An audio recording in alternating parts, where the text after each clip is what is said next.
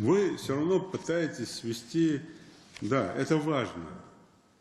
Важно, там, должно быть там и это, знаки, и дорожные, там, и пешеходки.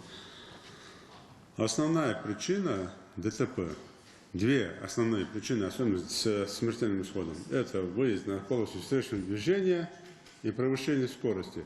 Что одно и другое, оно все равно превышение скорости. Так нет? Он же на полосу встречного движения выходит, там, превышая скорость. Если бы вы там нарисовали бы мне, показали бы основные вот эти причины, и население в том числе показали бы, мы бы тогда выдернули это все и сказали бы, где нужно работать. В том числе вы сказали, Назрань, Магаз. Ну нарисуйте на слайде, покажите мне. Вот эта дорога, вот здесь у нас больше всех аварий. Причина. Крутой поворот, отсутствие видимости. Или мешает вот этот ларек, или вот эта заправка. То есть выявить места и конкретные, в чем причина.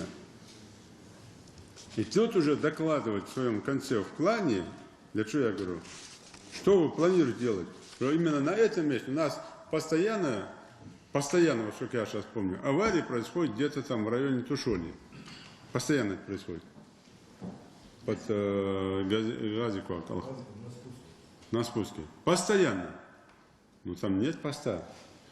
А там надо выставить пост. И не просто выставлять пост, а создавать там драконовские меры там создать для всех водителей, которые превышают скорость на этом участке.